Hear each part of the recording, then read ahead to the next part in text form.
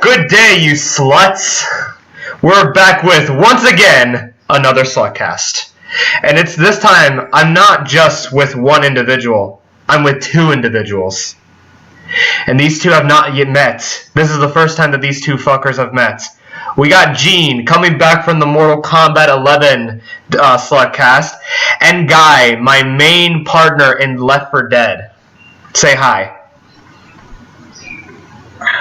Just got done drinking my coffee. Alright, what's good, y'all? What's poppin'? We about to get this shit going on.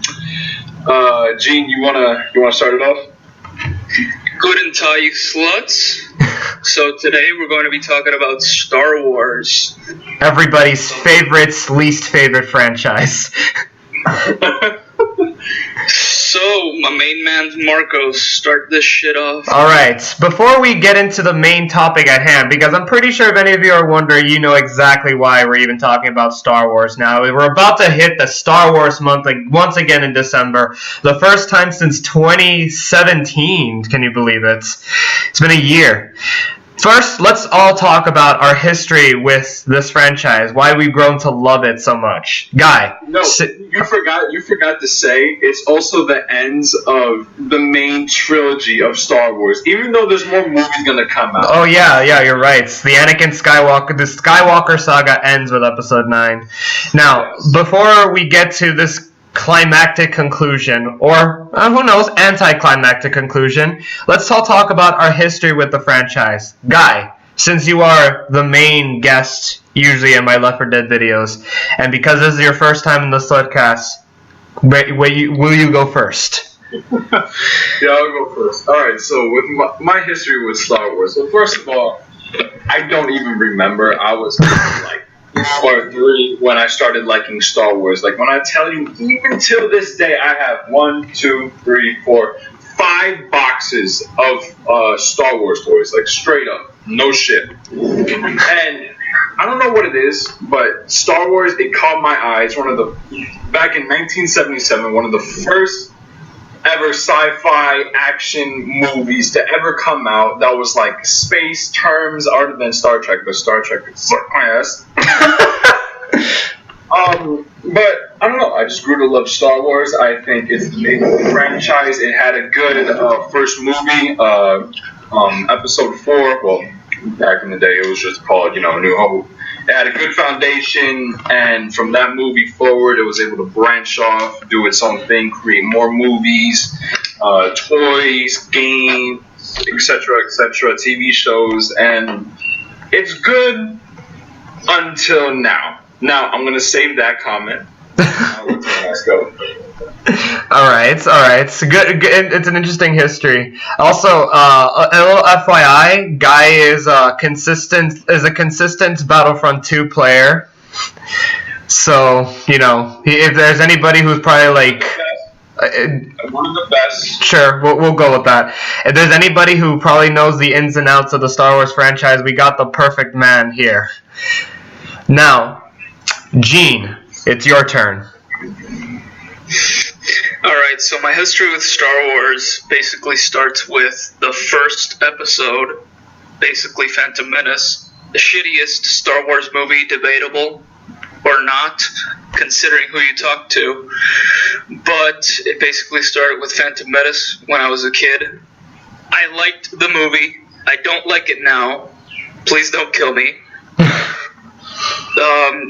I started with the prequels, then I went with the original trilogy, and now just starting with this trilogy. I would just say that I've always been a fan of Star Wars, basically playing all of the games, from Lego Star Wars to Force Unleashed to the original Battlefront games, yes, to Star Wars Battlefront 1. I have not played Star Wars Battlefront 2. I do not know if I'm going to buy it yet. It's been out for like 2 years or 1 year. I can't remember. A year and a half. Alright. Well, I would say that I've always been a fan of Star Wars. Ever since I just grew up. This franchise has been with me ever since I was a kid. And I've just grown up to love Star Wars. Alright, and now the untold history of my love for Star Wars. Marcos, no one gives a fuck about your history. Shut up, guy. I heard your shitty history.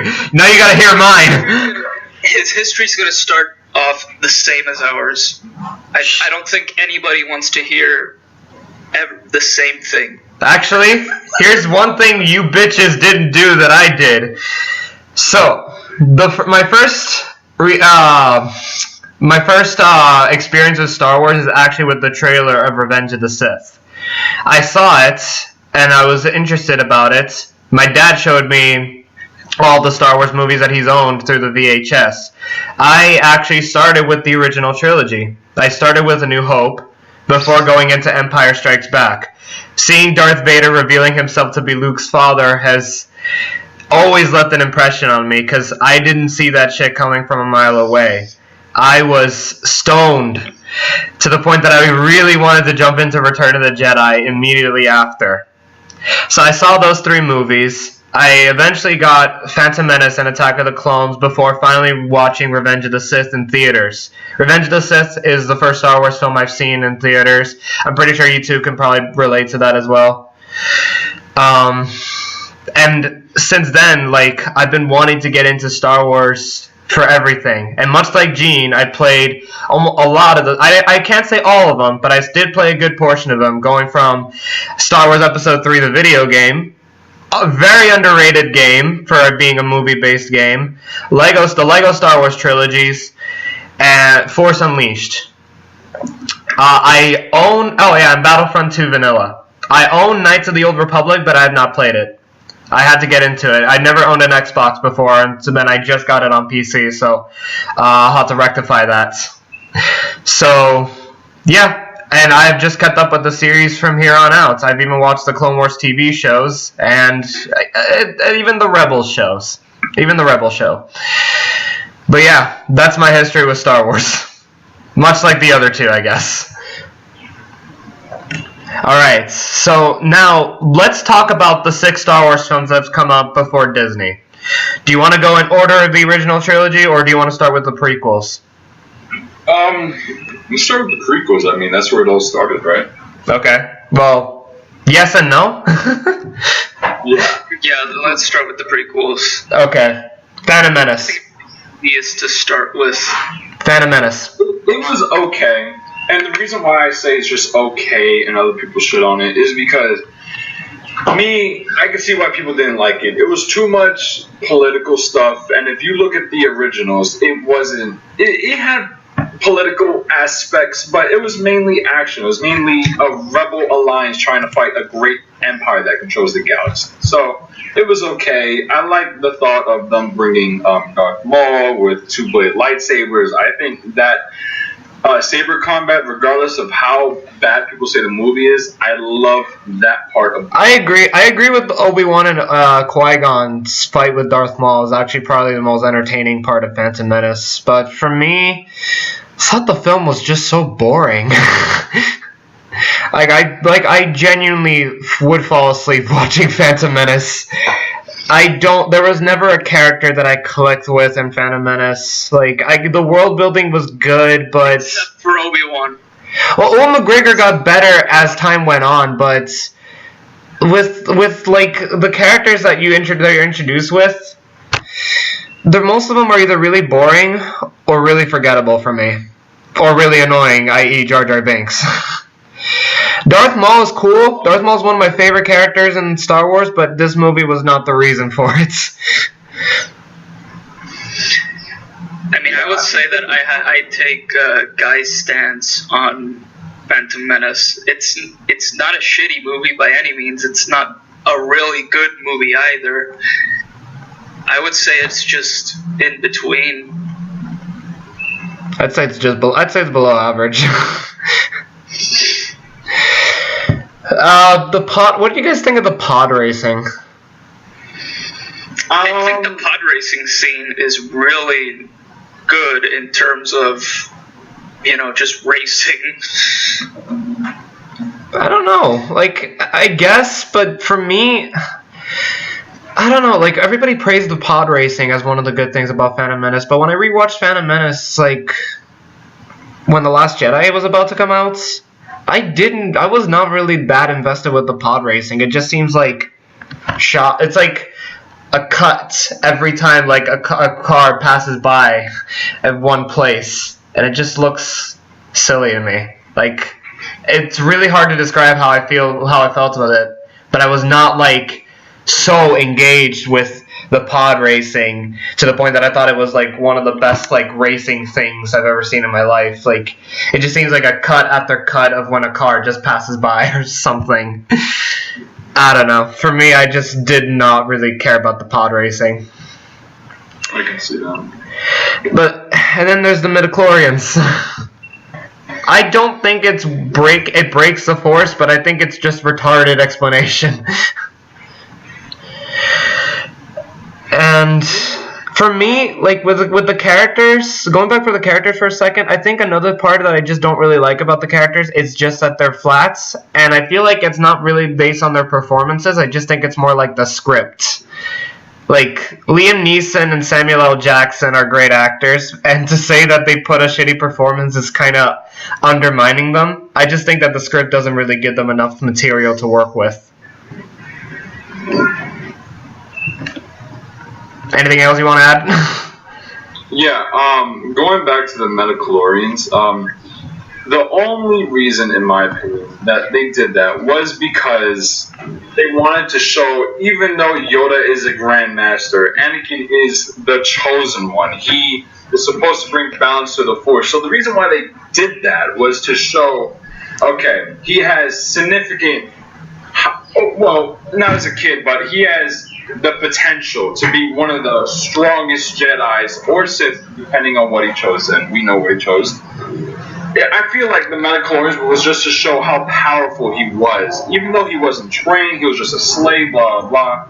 It was just to show, okay, he has the potential to become the strongest being in the galaxy. And in my opinion, I felt like they did a good job pointing that out and showing why he has that potential, but the midichlorians, I'm kind of still like, I feel like they could have done something else, you know. I'm gonna withhold that comment for later. Like, I have that in the back of my mind right now on the midichlorians thing of how it explains Anakin's power for when we move on. I'm gonna keep that in mind. Gene, anything else you want to add before we move on to Attack of the Clones? I mean, no, I don't really have an opinion on the midichlorians thing. It really doesn't bother me to the point where it breaks my immersion to the movie, if you want to call it immersion. But I feel like you can miss that. It really doesn't break anything for me in terms of viewing a Star Wars movie where I'm completely biased towards. Okay. Now, Attack of the Clones.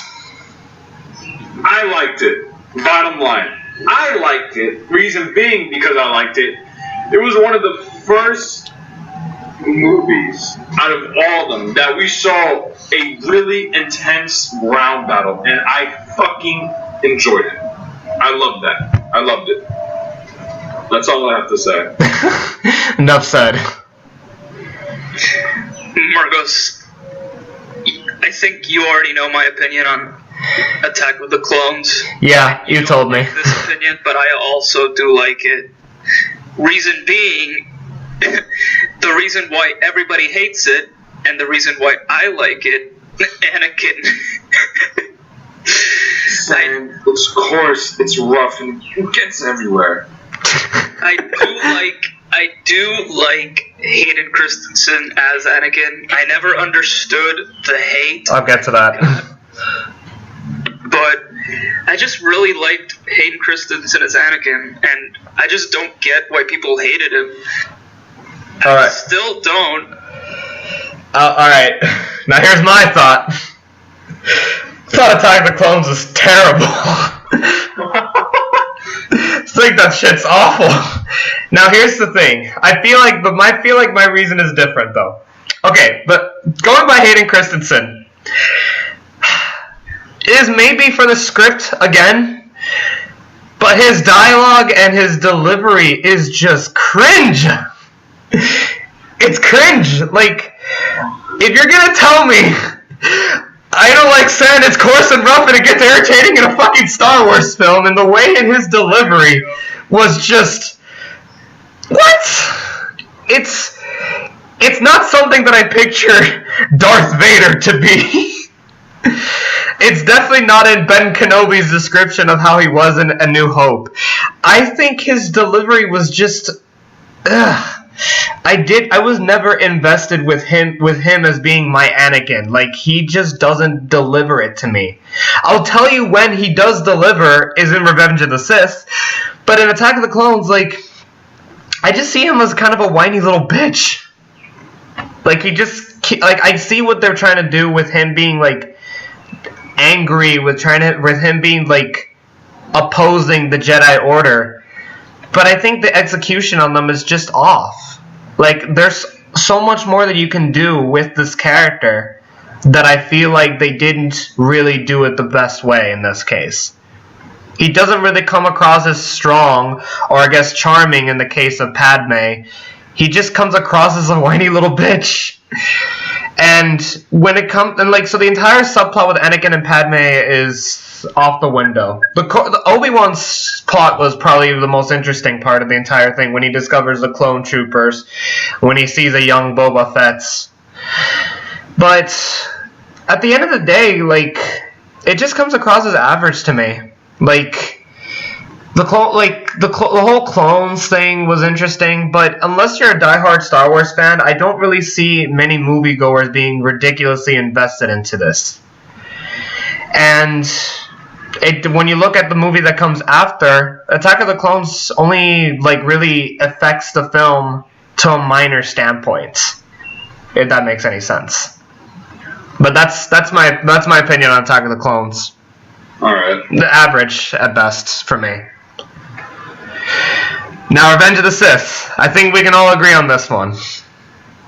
It was a good movie. It's one of the best prequels. It was definitely the best prequel, and I actually do think it was a pretty solid movie.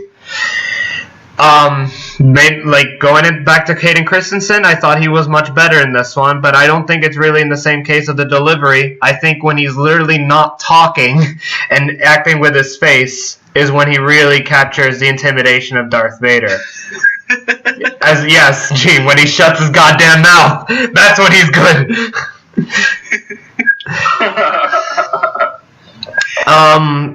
One thing I forgot to mention in Attack of the Clones, but one of the good things about it is Christopher Lee as Count Dooku. While I did think he got a little bit wasted, I did think that him killing Count Dooku was a pretty interesting temptation to the dark side that they really put upon him. I found it a lot more interesting than when he killed the Sand People. And I do think if you just look at these two as Attack of the Clones and Revenge of the Sith, I feel like Anakin's fall to the dark side is a little bit incomplete. Like, I still think there should have been more to really capitalize it, but that's why we got the Clone Wars TV show, which does flesh him out a little bit more. But looking at Attack of the Clones and Revenge of the Sith together as standalones, I'm not sure if it was enough, in my opinion. Also, Darth Vader screaming no. Yeah. Okay. My take on it is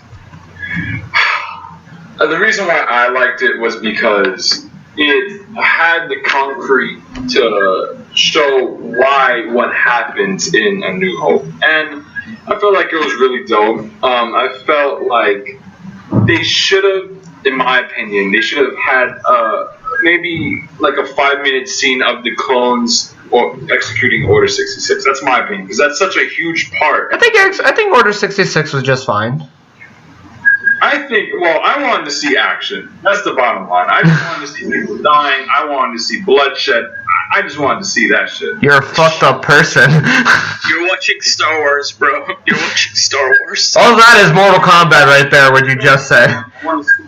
And, okay. I liked it. I liked the battle between Yoda and Sidious. I liked the battle between Anakin and Obi-Wan. I also like the beginning part of. I think we can. General Grievous and Kenobi. Can we all agree? Can we all agree that Obi-Wan and Anakin is the best lightsaber duel? Yes. Guy? Well, I have different thoughts on that. Oh, you hated it? No, I didn't hate it. It's very good, but I wouldn't consider it the best. Okay, fair enough. The one what I would consider the best, and this is going to be very, very controversial. Oh shit. Is Bespin, Luke, and Vader when they fought. I think that was absolutely. And Empire Strikes Back? Yeah, that's a good one.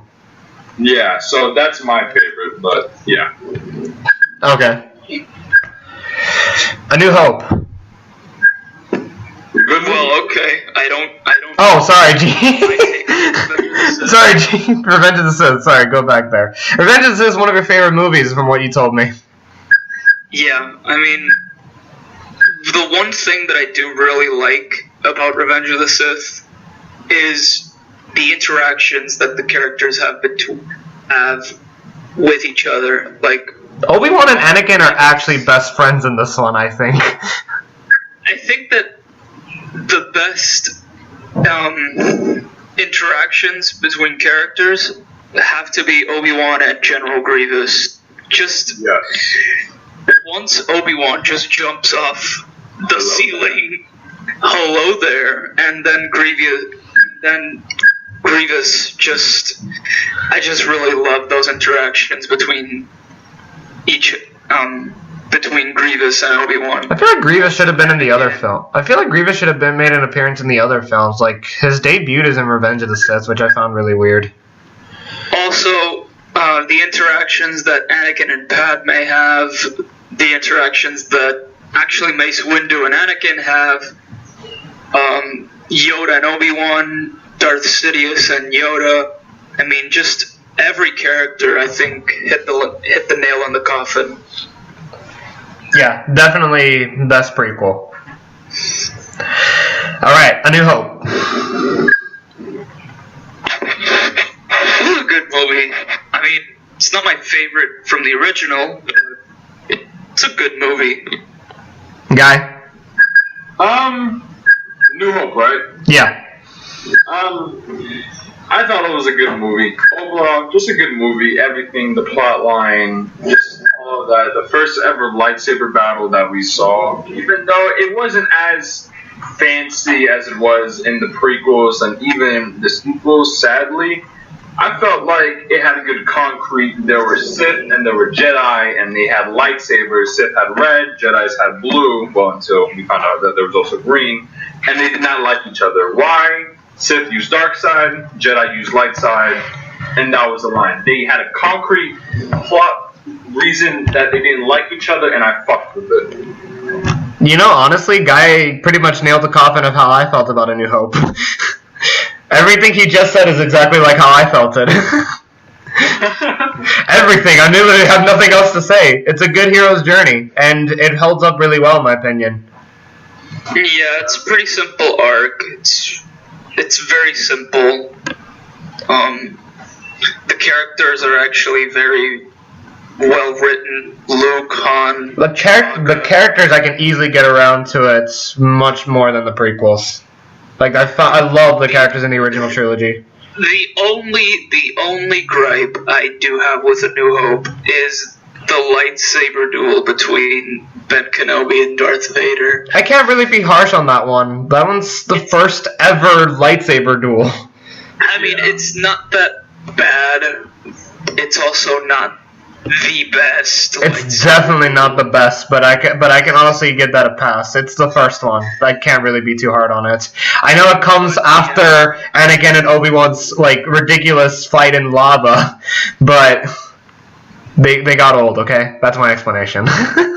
But I can understand why Ben would just like give up and just let Darth Vader kill him, but it's just, I mean, I don't have a really strong opinion with that lightsaber duel. I really don't care. I really don't give a shit. I just really liked the movie. The Death Star run is definitely my favorite part of the movie. Definitely. Empire Strikes Back. Spoiler alert, best Star Wars movie. And spoiler alert from me, I also agree with that. You know what? I fucking liked it. I liked it. It was perfect. It was the perfect movie right next to following A New Hope. It says what happened. They did a really good job because this is how you do a sequel. Exactly. And they had a good concrete platform for A New Hope, and they did an excellent job continuing that with, The Empire Strikes Back. And it's interesting because you would think, oh, the heroes are going to come out on top. It's the complete opposite. And you know what? It was perfect because the heroes were at their lowest points, and that made a perfect platform, concrete, whatever you want to call it, for another movie. And they did such an excellent job. Once again, guy, you stole my words. The characters were really good in this one. The story was so interesting in Empire Strikes Back. There was a lot of stakes in the matter of it. It's so simple and complex at the same time. They introduced fan favorite Yoda, exploring more realms of the Force, such as in showcasing the light and the dark. A lot of emphasis in Darth Vader's character. A little foreshadowing on who Anakin Skywalker is, which he reveals to be the man behind the mask himself. Still gets me goosebumps every time I see that scene, because as a kid, I fucking had my first erection with that scene. It's just a fantastic film. If there's anything that neither the prequels or the sequel trilogy did, is they never captured that same impact that Empire Strikes Back did. In my opinion, Empire Strikes Back is to this day my favorite film ever made, and I stand by that. Great movie. Next. Return of the Jedi. Best scenes. I mean, easily the best scenes in Empire Strikes Back have to be Yoda and Luke training. Definitely. Return of the Jedi. Okay, I want to start this up. Alright, guy. Absolutely excellent. They nailed Luke Skywalker. They nailed how in The New Hope he said, I want to become a Jedi just like my father. And he fucking did that shit. I fucking love how they built Luke Skywalker to where he is right now. Leia, good. Han, good. Chewbacca, good. I like how they wanted to have more plot development for some of the characters that were Empire Strikes Back. So instead of Lando choosing to help the Empire, now he's helping the Rebels. He has his sidekick, Pancake Face. Pancake Face, nice. Pancake Face. Yeah, we finally saw Sidious in real, like, he was right there. He wasn't in a hologram anymore. And the reason why I felt like that is so important, because throughout A New Hope, throughout The Empire Strikes Back, it showed that, okay, even though Darth Vader is the man, no one fucks with him, he has a master who is more powerful than him. And it's crazy to think that, because Darth Vader, as it is, as we've seen in the movies, he's already pretty fucking powerful. And the movies showcase that he is. I felt like that was absolutely excellent. I felt that Luke Skywalker just throwing his saber and saying, no, I'm never joined the dark side. I felt like he's to his character till the very end. And even though I didn't agree with him throwing his lightsaber, he should have still kept it. But I completely liked what they did with that movie. I just liked it. And Guy, you were on a roll. You're on a roll with stealing. He has also stolen my words. The thing, like, I'll say this. I like Return of the Jedi. In my opinion, it's the weakest of the three, but honestly, it's still a good movie. There's still a lot of things enjoyable about it. Return of the Jedi, what saves it for me is that to this day, it has some of my favorite scenes in any Star Wars medium. Darth Vader's sacrifice to save Luke has always been such a charming and memorable scene, to the point that that was the first film that actually made me cry.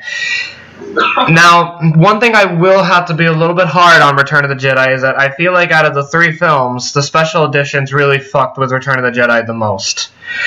I don't want to make it into a final verdict, but George Lucas really handed the special editions as being the definitive ones. In my opinion, Empire Strikes Back was the one that affected it the least. Like, I can still enjoy the special editions of Empire Strikes Back just fine. A New Hope is whatever. Han shot first in my eyes still. Return of the Jedi, I feel like everything that was already like kind of corny about it to begin with has made it even cornier, and then the scenes that it was so memorable on, such as Vader's sacrifice, they just decided to like fuck with it.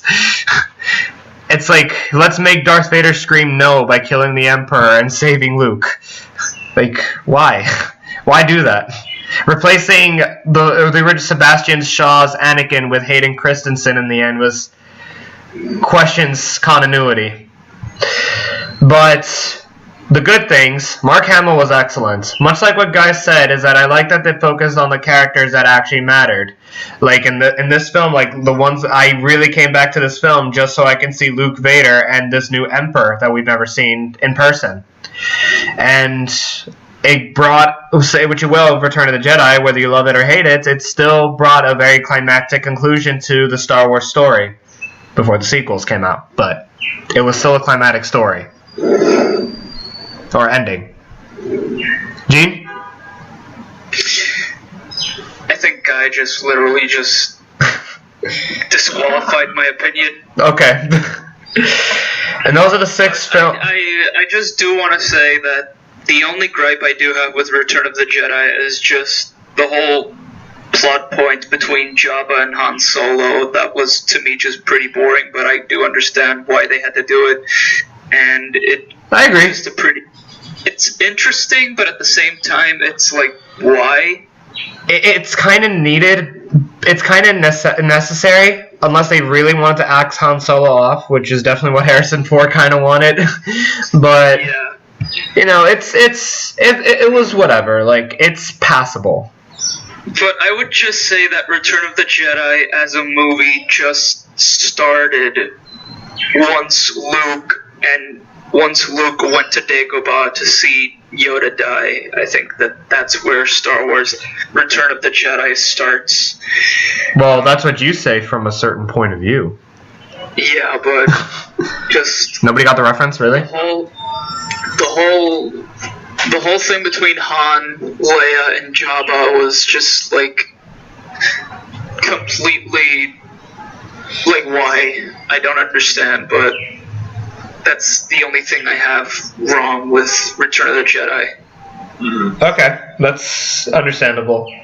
And with that being said, that Return of the Jedi concludes the 6th Star Wars film. For a while now, that was the conclusion of the Skywalker saga. And then Disney got the rights to Lucasfilms and produced... Huh? You could have kept it that way, but no. We gotta continue. And so we got 4 new movies in Disney's medium. It might get a little bit heated. So, let's start. Let's go in order. The Force Awakens. Fucking Mary Sue. Fucking Mary Sue. I don't care what nobody says. She is a Mary Sue. She had absolutely no training. She beat someone who's part of the Skywalker family. It pisses me off. But what I will say about it is I somewhat like how they brought back Han, how they brought back Chewbacca, explaining what the First Order did to reach their points. What you have to realize is that The Force Awakens took many parts from the original. They wanted to have a base that could destroy planets. The Rebels destroy it, boom, everyone saved, happy ending. That's the exact same plot as A New Hope. If you want to say, it's almost the same plot as Return of the Jedi, of destroying a big super planet destroyer. And I respect why they did that. The reason why they did that is because they wanted to play it safe so the audience can enjoy it. And me personally, I thought it was an average movie. I enjoyed it. I wouldn't say it's the best Star Wars movie, by no means necessary, but it is an okay, somewhat decent movie. I just don't like the fact that they bring in a Mary Sue who was able to do all this crazy shit, outpower Kylo Ren, who has more experience with the Force. I have a response for that. And absolutely, I also have a response for that.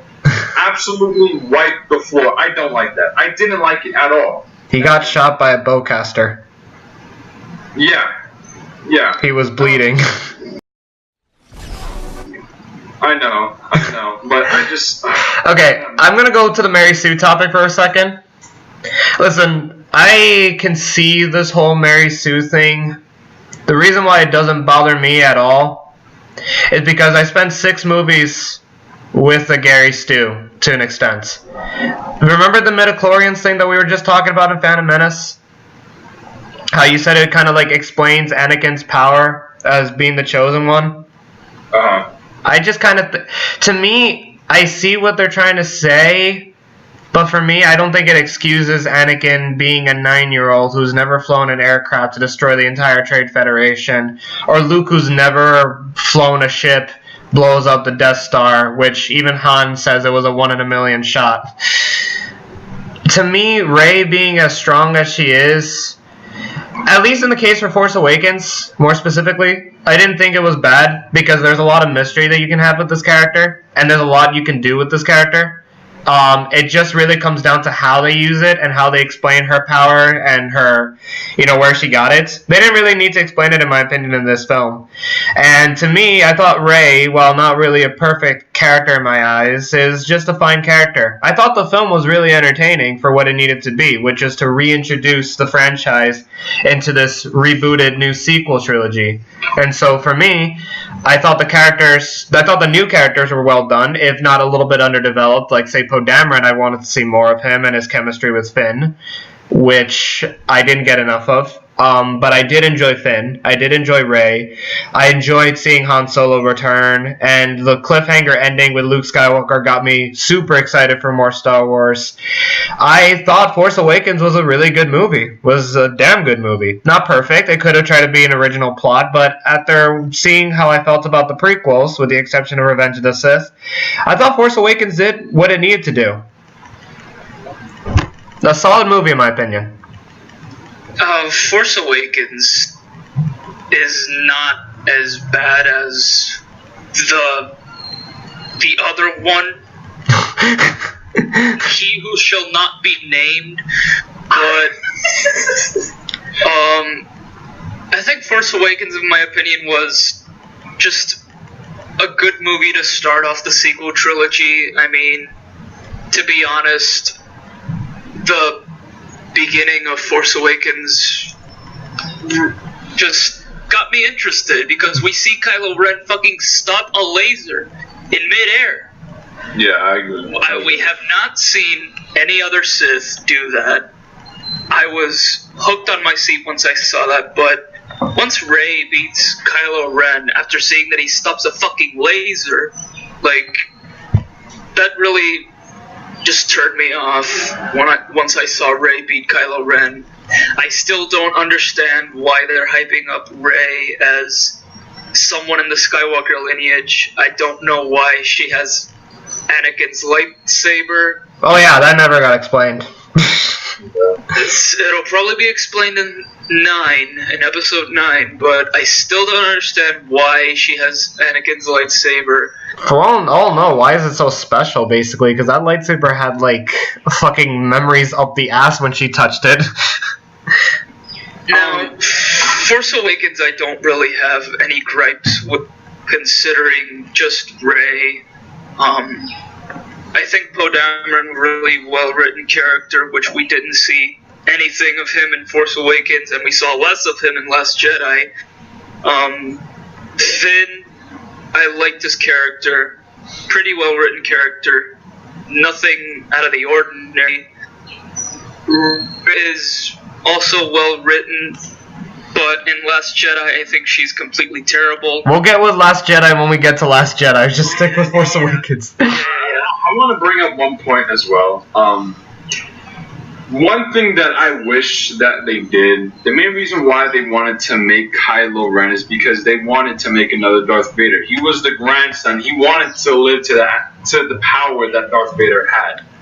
One thing that I disagree with, and other people might have their own opinions, but this is my opinion. I felt like he should have kept the mask on throughout the entire movie.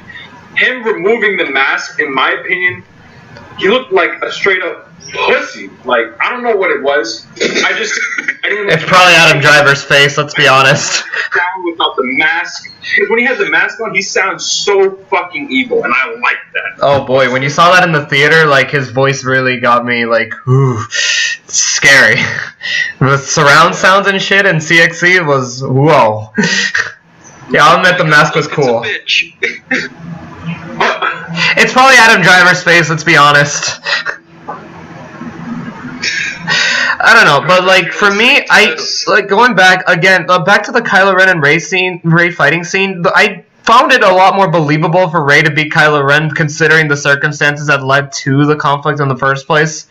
Like how, like him after killing Han, he gets shot by the bowcaster. He's mortally wounded, and yet he was able to stand up to Finn, but Finn managed to land another hit on him. So he's like completely fucked over. But at the same time, from the span of being shot with the bowcaster, like, you're telling me you can't self-heal yourself as other Jedis have in the past? Have they in the movies at least? But it's already established that Siths can self-heal themselves and Jedis. But Kylo, here's the thing, like, okay, but aside from that never being shown in the movies, Kylo, the only logical explanation is that was he even ever trained on that? I don't know. It just seems like it would have been a weird MacGuffin. But I mean, no, actually, this is a MacGuffin in itself to have Rey beat Kylo Ren. But to me, I find this to be still more believable. If he never self-healed himself, which, to be honest with you, I never really thought was actually a thing. So, I don't know. That one never bothered me, really.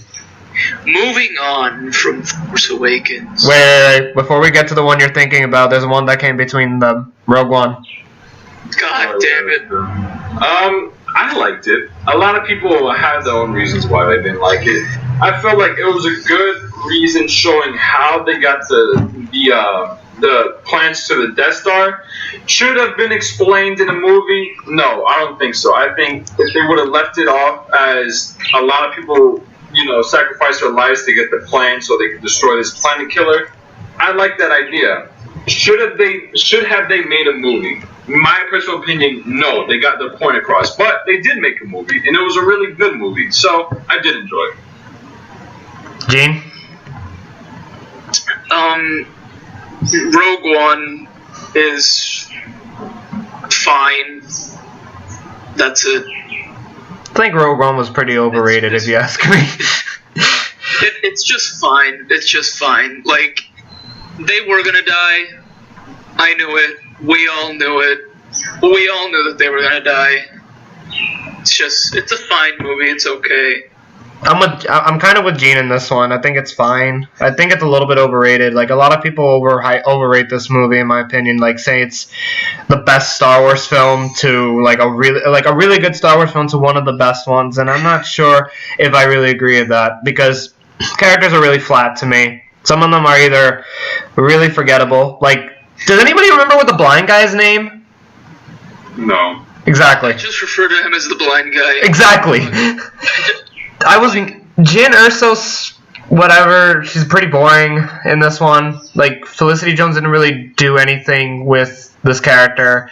Saw Gerrera was more of a waste than Grievous and Count Dooku were in Revenge of the Sith. I don't know, is it weird that I say that I just don't like prequels? I mean, the only thing that had me on the edge of my seat is the third act. Darth Vader again. Of course, the third act. The third act manipulated me into thinking that I thought Rogue One was a 9 out of 10 film, but for me it's really like a 6 in my eyes. Yeah, there's not really much for me to go. I thought Rogue One was fine, but it's boring for like the first half, but like near the end I thought it was really entertaining. And now, the moment you've all been waiting for, The Last Jedi! That movie. Wow. I was expecting a rant. Guy, come on. You were ranting on Force Awakens. It's now your time. Just a bad movie. That's it. That's all I have to say. It's just a shit movie. That's it. I don't have to... I'll let you guys go first, and then I'll go on my rant. Alright, so, Marcos, do you want to start? I'll start. In my opinion, I don't think this movie deserves a lot of hate that people are giving it. Go fuck yourself, Marcos. Okay. Now, my turn. Okay, that's not a very valid opinion. No, you can continue, Marcos. I'm sorry. You can continue. I have a Letterboxd account and and I also wrote it on my Facebook. But in my Letterboxd account, I made like a fucking essay. Gene, how long is my Last Jedi review? No comment. Guy, do you remember how long my Last Jedi review was? Guy. I didn't read it, so I don't know. Why didn't you read it? Because you're going to bring something and it was going to ruin our friendship, so I want to keep it the way it is. Okay, now, is the movie perfect? No. The Rose and Finn subplot is dumb. It doesn't lead to anywhere. Phasma was wasted. It's ass. Phasma was wasted. Admiral Holdo should have been a mole, in my opinion. And there's some plot holes. That's it. The shit with Rey, Luke, and Kylo Ren, I really liked it. Why didn't Luke bother? Luke didn't bother me because it's been 30 years since Return of the Jedi. I might be wrong a little bit. 30 years if I'm not mistaken, continuity. Luke Skywalker disappeared in The Force Awakens. He is nowhere to be seen. We have a map, which admittedly a map is a MacGuffin to try and find Luke, but he didn't show up at all to help the First Order when they came into power. He didn't help when his best friend got murdered. Rian Johnson was given the opportunity to give us an explanation as to why Luke Skywalker disappeared. And what are the options? Meditating in the Force? He just completely disconnects himself from the people he loves because of the Force. Doesn't really sound like a very convincing argument. If he's there against his will, he'd be sort of viewed as a coward. Especially if he's afraid, or if he's just shameful of Kylo Ren. Well, we know that's the reason, but that shouldn't be the only reason. In my opinion, him seeing the Force as a negative thing, which is not very uncommon to even the most optimistic and well-loved character like Yoda to see it the same way, for Luke to have to go through the same thing. And also the theme of failure is also a really common goal in this film, which is something that most people can really relate to, especially people as adults can really relate to the theme of failure. And I found the way Luke or Mark Hamill gave this performance to be very convincing. I found his death to be done really well. Having him die in front of the twin sons is very memorable, if you ask me. Now, Rey and Kylo Ren, I was not bothered by Rey coming from nobody because I didn't want her to be related to Luke or Han Solo or anybody like that. Rey, to me, seems like it should be someone like from a different lineage. And the only one that I can really... And I'm not bothered by it because as far as I'm aware of, Episode 9 is going to retcon that completely and probably have one of the Knights of Ren be one of her parents, which I think would be an interesting twist. Kylo Ren being Supreme Leader now is definitely going to have more chances for the Knights of Ren to shine. And to me, Snoke... Didn't care about Snoke. Snoke was just as interesting as the Emperor. The only thing I ask for, and this is something Episode 9 can do, is how the fuck the First Order came to be when the fucking Empire fell. But that is up to Episode 9 to give me that answer. That's the only thing I really ask. I don't really care about Snoke's origin story. The only thing I just care about is how the First Order came to be and how Kylo Ren came to the First Order. And with that in mind, also, the film looks fucking gorgeous. I'm sorry. The cinematography also piques an interest of mine. And the performances with each of the characters were done really well. Even Kelly Marie Tran, as Rose, was not that bad. The character is still shit, though. And, honest to God, that's my reason of why I personally like The Last Jedi. Your guys' turn. Okay. So, The Last Jedi, in my opinion, spoiler alert, is a garbage movie. It's a garbage Star Wars movie. It's a garbage movie because, number one, just one scene. This one scene completely ruined the movie, and every reviewer has touched on this scene. Is the poker planet capitalism wherever? Cancel bite. Whatever.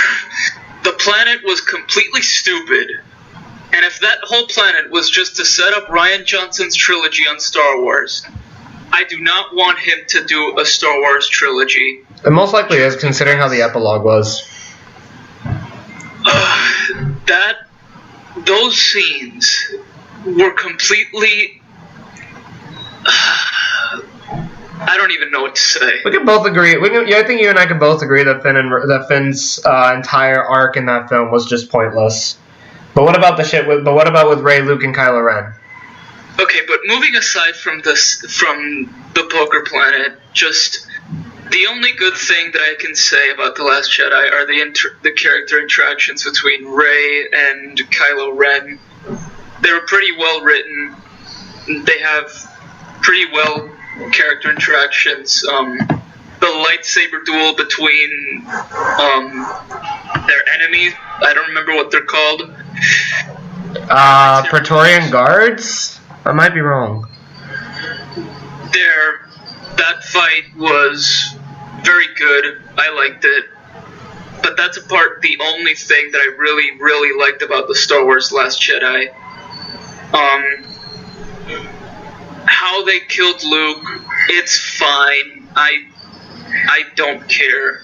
But they could have kept him till episode 9, in my opinion.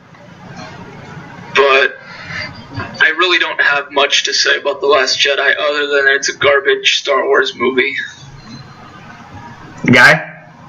Leia floating. Oh. Fuck her. Guy. Whoever did that, fuck them. Rian Johnson. Okay. It's not a garbage movie. It's one of the worst fucking movies I've ever seen. Now, why is that? They completely destroyed Snoke. Reason why, and you know what, I wasn't that invested with Snoke, but if you're gonna make a character who is the master of Kylo Ren, which is Darth Vader's grandson, builds off of him, if he's able to fucking lift Rey without even lifting a fucking finger, and you just decide to kill him, your apprentice kills that overpowered supreme leader. It's fucking bullshit. It's just bullshit. What else? Leia with the fucking space thing. That's why. Why? Just let her die. There's fucking, there's no reason why she should come back to the ship. She has no training with the Force. It makes no sense. Luke, I don't like what they did with him. Bottom line, just do not like what they did with him. It was completely bad. It was just bad. Rose was a fucking pointless character. She can go suck an ass. What else? Fucking Kylo saying, more! Fire on that man! Okay, wait. Is that as bad as Darth Vader screaming no when he kills the Emperor in Return of the Jedi? Screaming no. It makes more sense. All he had to say was fire. That's all he had to say. Alright, something else. They didn't build off the Knights of Ren. That was in 2 movies now where he's the master of the Knights of Ren, but we've never seen any member of the Knights of Ren other than him. It's like, what the fuck? The whole going to the fucking Monopoly fucking planet was pointless. I didn't like it. What they did with Luke's character, I didn't like it. What doesn't make sense to me is how they completely destroy so many opportunities just to make people be like, wow, I wasn't expecting that. And it came to a wow, I wasn't expecting that. Now this movie is absolutely shit in my eyes. And I completely despise this movie. I completely do. Rey had little to no training and somehow fucking whooped Luke's ass. How? I don't know. She's a Mary Sue. What can I say? Didn't Luke disarm her? No. Luke disarmed her. What? No, Luke disarmed her.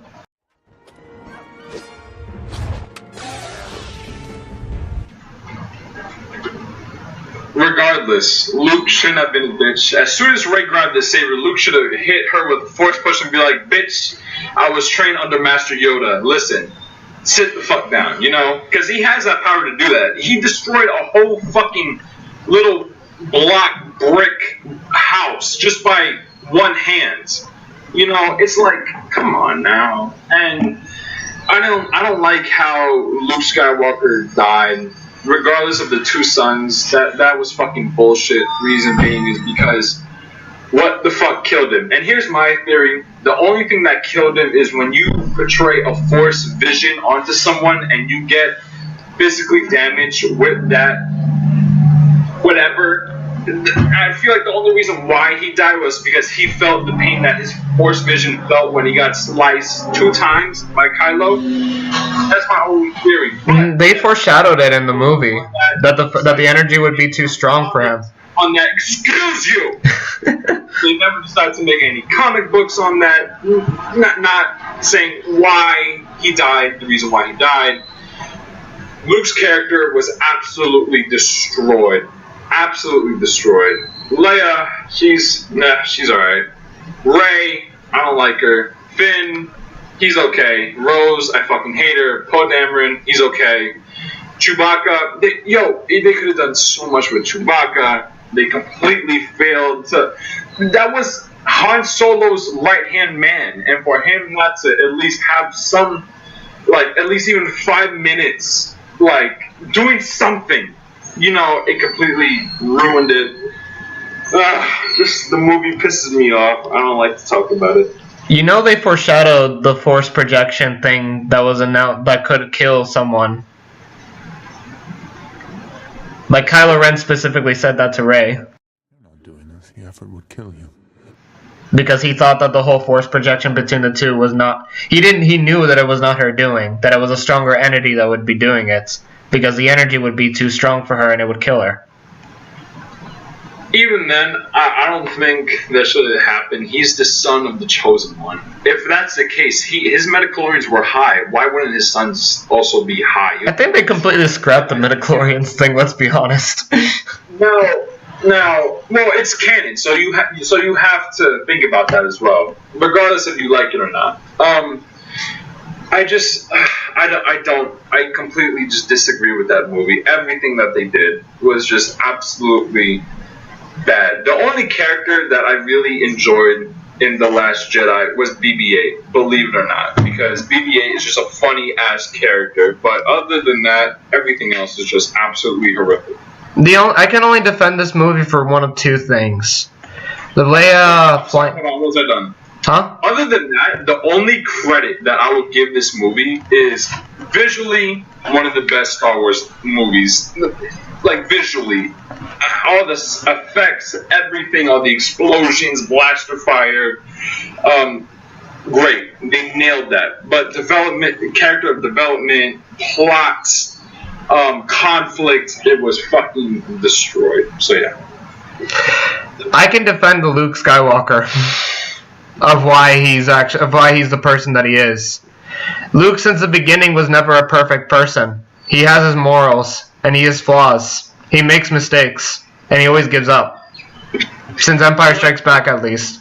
But let's continue, because we don't want to make this longer than a game. Yeah. Longer than Endgame. You're right. Bottom line is, I just disagree. I think it's a fine movie. With flaws, mind you. And now we'll go with the movie that we probably won't have much to talk about. Solo. Oh, you know what? We gotta touch on Solo. We haven't done that. That's what I just said. Oh, I didn't hear you. Solo. Pretty average and forgettable. I think it was how can I say? It was an average movie. I like how they brought back Maul. Should have. I don't know how I feel about that. Wait, repeat what you just said. Like you didn't cut off, but your volume like went pretty low, and I didn't hear you. Okay. Solo movie, an average movie. I think it was okay. Should have Han been developed even more? No, I feel like they did a great job in the originals. Debatable in the sequels, but they did a good job with it. I did like how they brought back Maul. I don't know how I really feel about that, because at the moment I enjoyed it. I loved to see him, that he was back in the movies. But right now, I don't know how I feel about it. I don't like it and I don't dislike it. I'm right. I find it funny how they bring back Darth Maul for quite some after his death in Rebels. Like they still keep bringing him back. Like he's gonna be in season 7 of Clone Wars, and he's gonna be whatever they have planned for him in the movies. Like I like that they continue him, but yeah, I agree with you on that one. For me, I don't know. It's like it just comes across as a movie that just never should have been made in the first place. Like I feel like you can't really capture Han Solo the way that Harrison Ford did. Like to me, it's just an impossible task. And Donald Glover as Lando was fine, but this film, that's just what it is to me. It's just fine. Like it didn't do really anything wrong, but it doesn't really stand out compared to the other films. And going from Last Jedi being one of the prettiest movies ever made, this is the ugliest film in the fucking series. Everything, the cinematography is so brown. I don't know. My opinion with Solo is same as Rogue One. Fine. It's in the same boat for me. If I could say this, Solo, it was an okay movie. It was average. I felt like the timing was bad because you had Infinity War and it was Solo releasing it. I felt like they should have waited because so much hype was built for Infinity War. They should have released it in December. They should have released it some other time when, there's no really big movies coming out, so they could take advantage of it. They chose a horrible release date. Reason being is because there were other movies that other people were hyped for more. And also, when the trailers came out, you didn't have to, and this is just going back, you didn't have to build off on Han Solo. He was already such a well-developed character that you didn't need to touch him. He was perfect the way he was, Yeah, it just kind of shows that Disney kind of needs to start telling stories besides like the traditional ones that we already know about. Like we don't really need to know about how Han Solo got his last name or how they stole a Death Star planet. It's like, give us something new, damn it. Yeah. Cough, cough, Old Republic, cough, cough. Oh, I'm pretty sure it comes down to the fact that I'm just a big prequel hater now, so I don't know. Alright, so let's rank it. Guy, you can go first on the rankings. Okay. Go from worst to best. Worst to best. Okay. So from worst, I have The Phantom Menace. Wow, after all that rant of The Last Jedi, Phantom Menace is your least favorites? No, listen. First, let me just go up on the list. The reason why I have Phantom Menace is because it was just boring. The only thing that really excited me was Maul, Qui-Gon, and Obi-Wan. I thought that was fucking awesome. And as a child, I fucking loved that scene. And to this day, I still fucking like it. That's the only thing. Even though it's at the lowest, I liked it. Only at the very end. I did like it. Okay. Second movie, Last Jedi. Alright. Now, the only reason why it's above The Phantom Menace is because visually it's better. That's the only reason why it's on top of Phantom Menace. Because visually, best looking Star Wars movies. But I already went on a rant about that. After that, it's Attack on the Clones. Me personally, I enjoyed it. I just felt like they could have done a little bit more. It wasn't. I feel like they didn't take advantage of it. That's my thing. Okay. After that, it's Solo. Solo, he was fun the way he was. Visually, it's a good movie. I think it's interesting how Han got the Falcon from Lando, but at the end of the day, you didn't need to build off of him. He was already a good character. Next up, we have Episode 7, The Force Awakens. Good movie. I'm not going to really shit on it. I have my reasons, but we already went over that. It was a good movie. Now, Rogue One is after that. Now, it's a little bit on the middle side of the list. Reason being is because I thought it was a good movie. Should have been made? No. But they made it. Was it a good movie? In my opinion, I thought it was an okay movie. It was good. I enjoyed it. Especially the Darth Vader scene. That just absolutely they nailed how Darth Vader's supposed to act. Just fucking slaughtering troops. Amazing. After that, we have Episode 5, Empire Strikes Back. Whoa, what? Yeah. You know what? I liked it. I really did enjoy it. I thought it was fucking amazing, but I have my own reasons why I enjoyed different Star Wars movies than that. Next up, we have Revenge of the Sith. Now, I don't care. It's prequels. Jesus. I fucking love, because you know what? They built off what happened in The New Hope. You know, that was, okay, how did Anakin become Darth Vader?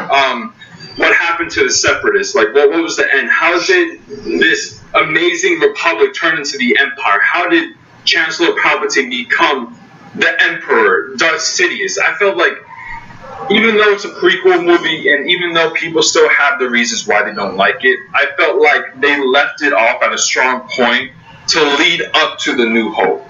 And I stand by that. Next up, we have Return of the Jedi. Oh, excellent. I thought Return of the Jedi was going to be number one. Return of the Jedi, it was absolutely, it was excellent. They ended it perfectly. Should have they done a prequel? Maybe, but I love the way they ended it. Luke Skywalker was amazing. Darth Vader, Sidious, all the side characters, just fucking excellent. And for my top pick, I have A New Hope. I don't know why. It was what started it off back in 1977. One of the first ever sci-fi space movies to ever come out, other than Star Trek. They did a good job with character development. They did an excellent job wanting to continue the Star Wars history, and I feel like it was a good movie in general. Even though it is the first movie, and there are other movies that other people have their opinions on why it's better, but it was the movie that started everything, so I really enjoyed it. All right, Gene, your ranking. Okay, so worst to best, right? Yeah. Star Wars Episode 1, Phantom Menace. Worst, easily. I would say that the best scenes are pod racing and lightsaber duel between Obi-Wan and Qui-Gon and Darth Maul. After that would have to be Attack of the Clones. I enjoyed it. Easily best scene, the Geonosis battle. After that would be The Last Jedi. Garbage. Trash. I was expecting Last Jedi to be both of your least favorites. After that would have to be Solo. It's fine. It's okay. After that, Rogue One. I enjoyed it more than Solo. It was an okay movie. After Rogue One, Star Wars Episode 7, The Force Awakens. I enjoyed Force Awakens more than I did The Last Jedi. Again, Last Jedi was trash, garbage, fucking shit. Force Awakens was good, in my opinion. Star Wars Episode 3, Revenge of the Sith, would be after Force Awakens. I fucking loved Revenge of the Sith. Easily best of the prequels. Again, every character interaction that they had was amazing. Anakin, Padme, Obi-Wan, Grievous, so on. So, after that would have to be Return of the Jedi, A New Hope, and the first one would have to be Empire Strikes Back. Number one best Star Wars movie. Okay. So you remember when I said at the beginning that I predict that we'd all have the same favorites and least favorites? I go to the toilet. I was only right on the least favorite part. My last place is The Phantom Menace. I had no enjoyment out of it. except maybe the lightsaber sequence. That's about it. Then it's Attack of the Clones, for almost the same reason, except I find it a lot more enjoyable. I find it a little bit more enjoyable than Phantom Menace. Just a little bit. Everything that I hated about Phantom Menace still carried over in this film. Then it's Rogue One. It's forgettable and memorable at the same time, but I just only found enjoyment in the third act. And so, then it's Solo, for almost the same reason, as it being just painfully average. Then it's Revenge of the Sith. Revenge of the Sith is a good movie, but to me, it only just depends on how I view it. Could it actually be a little bit higher? I view as the end of a trilogy, I think it could have been better. But as, following the Clone Wars, then I think it did its job. Then it's The Last Jedi. I think it's underappreciated. I still think that this is a film that I kind of felt like I needed. It still has its problems, but it still has it has its pros, but it has its cons. Then it's The Force Awakens. Enjoyable. I always have a good time when I watch The Force Awakens. Then it's Return of the Jedi. I do kind of shit on this film sometimes, but at the end of the day, it was still a climatic conclusion to the original trilogy. A New Hope. Simple. Straight to the point. Hero's Journey. And then Empire Strikes Back. Need I say more? And that's my ranking. With that being said, Episode 9. The Rise of Skywalker. I don't like the title. Oh, that title. But I don't like the title. I'll let you guys talk about that. I gotta take a piss. Alright. What can I say? This trailer kind of felt more like a sequel to Force Awakens, ironically because J.J. Abrams is back in it. For some reason, I feel like this film will kind of make Last Jedi completely out of the radar, because it feels like everything that you kind of wanted answers for in The Last Jedi that you didn't get will probably be in this film. I feel like this film will keep that mystery vibe that The Force Awakens has. I think Episode 9 just wants to be pretty self-aware with The Rise of Skywalker, because, again, who the fuck else is Skywalker other than Rey? Who is it? But wouldn't it make sense? I mean, I'd say if I had to make her familiar with someone, wouldn't her being a Kenobi make more sense because of how, The Force Awakens had this parallel thing and Obi-Wan reaching out to Rey? No, because, Rey, again, in The Force Awakens, they completely jizzed all over the fact that she has Anakin's lightsaber. Yeah. Now, why does she have Anakin's lightsaber? I do not know. They just came.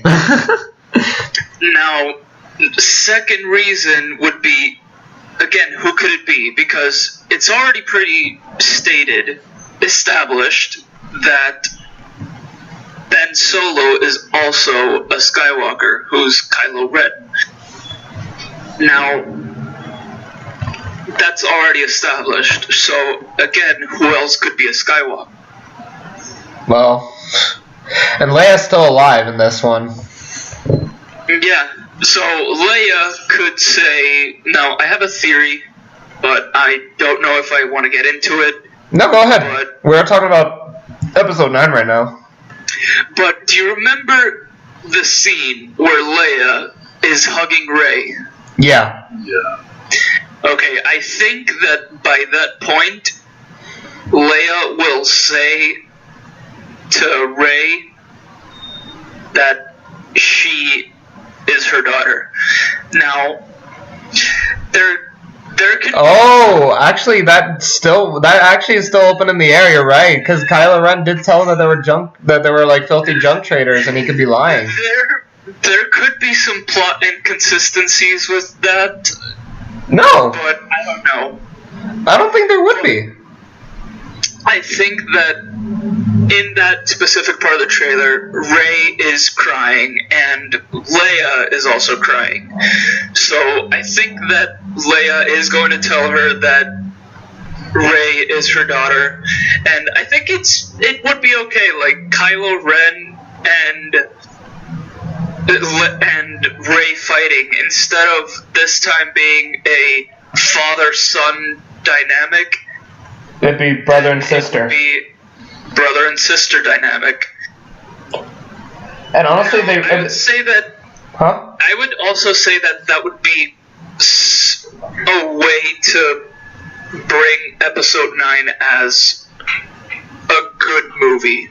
And they could redeem Star Wars with Episode 9 if they play their cards right. Do you remember in the last, well, obviously we were just talking about it, but in The Last Jedi, you remember how they kind of explained that Snoke was the one that was bridging Rey and Kylo Ren together with their minds? Yes. Instead of that, they can easily retcon it as to say that it was never him that was doing it. It was actually just the Force connections between those two because they're related. It could also be that it would also be that because of Snoke, that's why Kylo Ren thinks that they're just junk traders. Yeah. Because he could have changed something.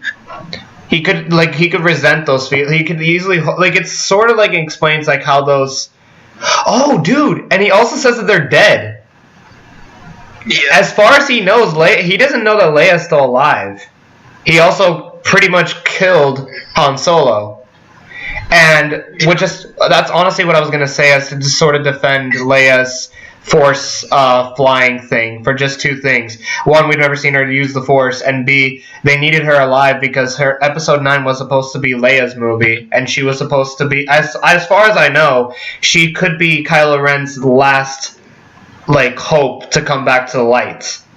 Now, she could either be Leia's daughter or she could be Luke's daughter, as in Luke has had an intimate relationship with someone, and she had to leave Rey behind, and she had to give away Rey to some junk traders. So it could be that. And not only that, but Luke should be self-aware of the fact that he can't fall in love the same way how Anakin did. And yeah, I guess I know I did point out in my review that I wouldn't be fine with it because, him abandoning Rey and Jakku just kind of seems a bigger detriment to his character if he abandoned Rey there. But then it makes me think of the significant other, the other person that he had Rey with. Rey is not a virgin birth like Anakin. We pretty much are going to be clear on that. But then, it's either the partner that abandons Rey, or it's either one of the people that would eventually become the Knights of Ren. Maybe Ben Solo killed her family and he was the one who left them. Or maybe it can be Leia and Han. One thing's for sure is that there's going to be some connection between Rey and the Skywalker. Yeah. Ever since Force Awakens, they did say they were trying to implement Skywalker and Rey. I guess Rian Johnson just didn't see eye to eye. It's a JJ's decision. I see this movie as J.J. Abrams trying to fix the shit that Rian Johnson did. People make that joke with the helmets. He's repairing the damages. He completely destroyed the helmet. And J.J. Abrams was like, "What the fuck did you just do, Ryan? You had one job! Now I have to completely do this again." Yeah, right? He saved Star Wars before, and now he has to save it again. Now I have to make Star Wars Episode 9 3 hours. God damn it. It's already difficult to compete with Endgame. Now you're making me do this shit. First, let's fix the helmets. Fix the helmets. God! Okay. Oh, welcome back, guy. Yeah. Alright, so what I have to say about, the title... Can I say something real quick?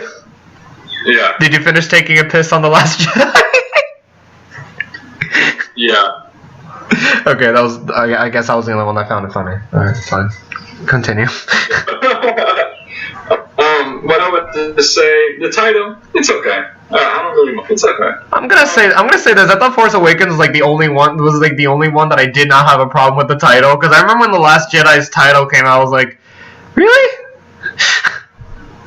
What I would have to say about it is, even though JJ is coming back to the project and he's a great director, he did a good job with Force Awakens. my expectations are so low that if I do get disappointed, I'm going to be alright, because my expectations are so low due to The Last Jedi. Even though they're different directors, it's still a Star Wars franchise, and what The Last Jedi did completely destroyed JJ's image of how it should end and how the sequels should have been. That even though he might have a chance to fix it, there's still a chance that he might not be able to do it because, someone decided to destroy his idea. One thing I can see eye to eye to you, both of you. Well, I may not feel the same way with The Last Jedi as you two, but one thing I will agree is that I feel like a lot of the problems I do have with Star Wars outside of the original trilogy is that they kind of keep the same formula being a trilogy.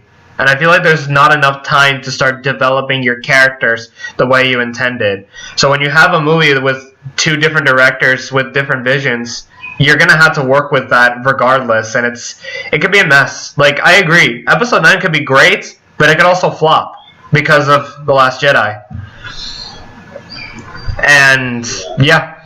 And I don't know if you got this, guy. When you saw the trailer, did this film sort of felt very Force Awakens-ish? Like, it's going to try to be in a way, very mysterious, like The Force Awakens? Because Last Jedi to me did not have the same tone as Force Awakens, but this one sort of felt very much like the real sequel to Force Awakens. I don't know if you got that vibe. That's the vibe I got. I'm just asking if you did. Yeah.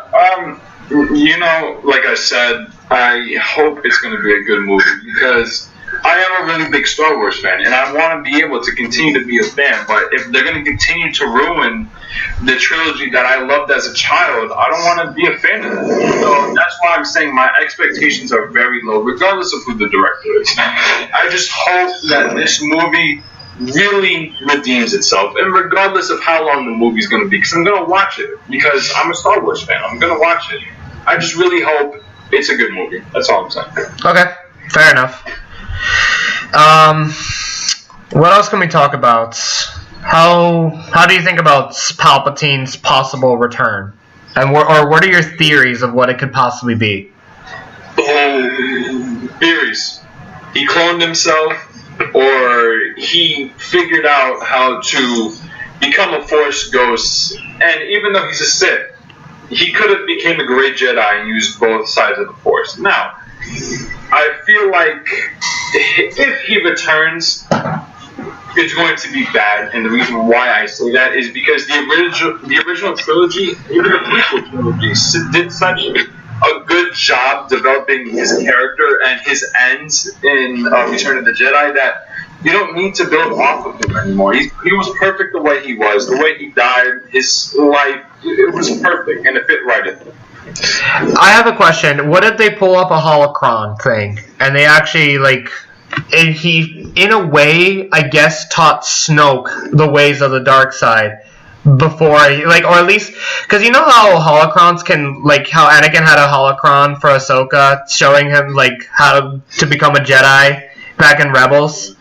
What if he did something similar in a holocron, but with the dark side? So that way, whoever has to take his place continues his legacy, and in that case would be Snoke. Yeah. It's possible. If it actually happens, would I be mad at it? I don't know. I would have to see what happens. It just depends on how its execution was, I think.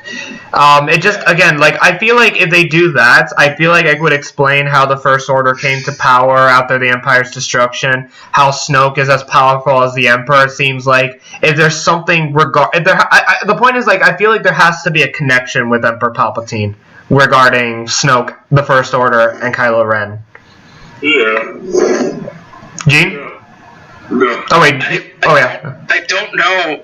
I just don't know how he can be a Force ghost, because they did say that Sith can't be Force ghosts. So if he is a Force ghost, I do want to see how he did it. After 30 years too. See, I would have predicted Snoke to be a Force ghost. He would have learned how to do it, so he can torment Kylo Ren for being the new Supreme Leader. and that would still give us enough time to flesh him out, and if he wanted to explain his backstory to Rey, he could. Like, he still has a chance. But I guess my prediction went out the fucking window. But yeah, as far as the teaser trailer goes, that's pretty much all we can really talk about. We all have our hopes, and we're all crossing our fingers that episode 9 would be good. Yeah. Yeah. I think that's all that really needs to be said about it. Okay, so that's episode 9. Okay, so the next we're gonna talk about the games. Now, would you like to talk about the games that we've played in the past? And what do you think about them? What games? What are you talking about? Any Star Wars games? Because I want to get to a point, because, EA, the Fallen Order game that's coming out. So, history with the games now. Okay. This, including EA right now, original Battlefront 2, the Star Wars games that came after that, they were very good games, especially the Battlefront games. That's what made people want to play. Okay, I can fight the Death Star. Oh, I can have the battle on Yavin 4. I could play on Dagobah. It was very good. I enjoyed it, and I have it on my PC, and I still play it all the time. And I have the original game for my Xbox that I have, and it's fucking amazing. Now, going to EA. Wait. Well, hold up. Save that thoughts for a little later. We're just gonna get the games that came before Disney, and then we'll go to EA. Trust me, you and Gene have a lot to talk about with EA. Yeah. Gene. I think Gene and I have almost the same games. I think. Like Star Wars games Before Disney, before EA. Okay. With LucasArts. Obviously, the first Star Wars game I played as a kid on my PlayStation 2 was Star Wars Lego Star Wars. Dude, we were so close. I thought you were gonna. If you would have said Episode 3 is a video game, I was gonna say that's another thing we have in common. I'm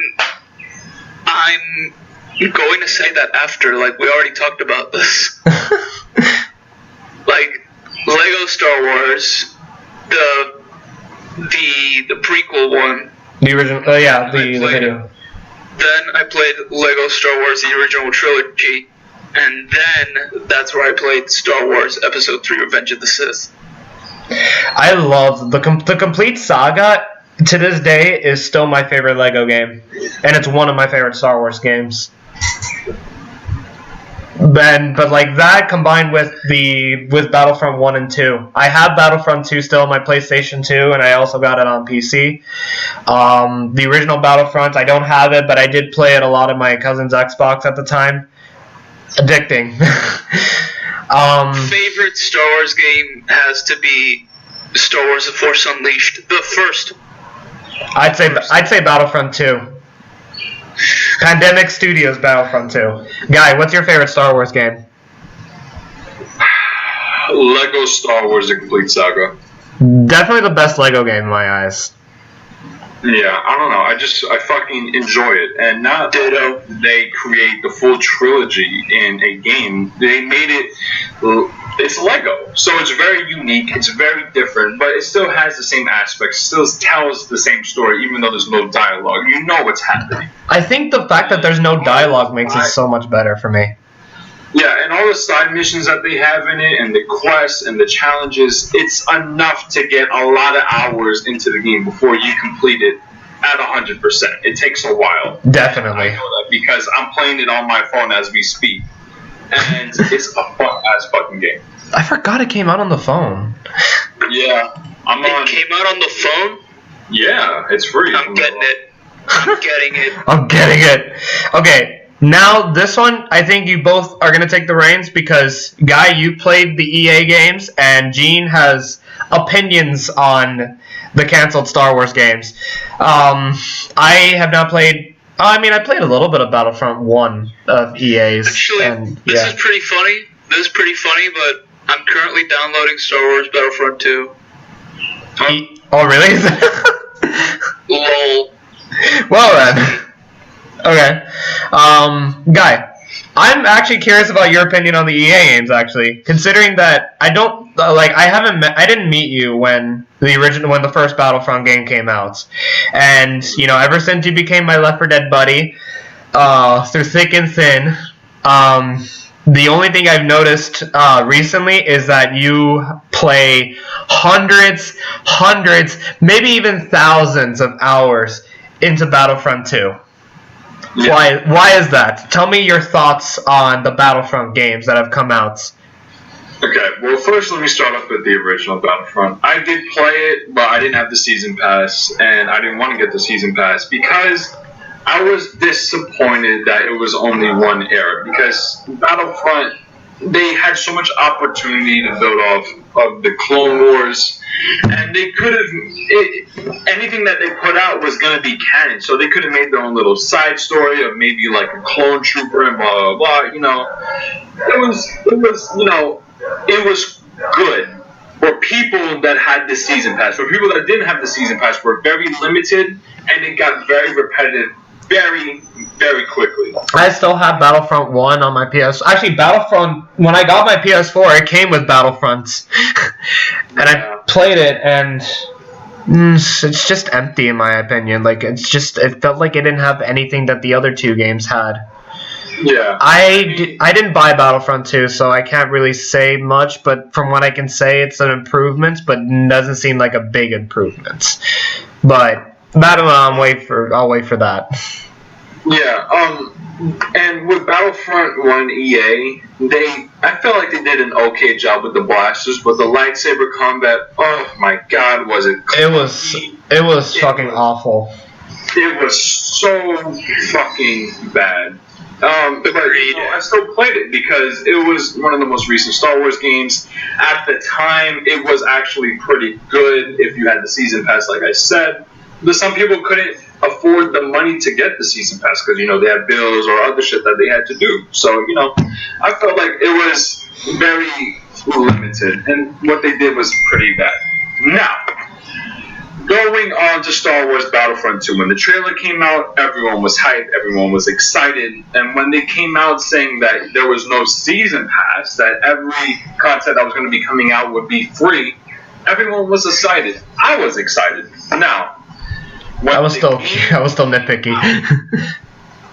When the game came out, I played it because I am a diehard Star Wars fan and I love video games. But when it came out, it was so fucking hard to rank up anything because it was straight, you either pay to win or you grind so hard that it would get so repetitive that you wanted to rank up the heroes, but you had to keep on playing to get crafting parts to build up these star cards, that if someone had better star cards than you, regardless if they had more experience or not, they would have an edge compared to you, and I didn't like that.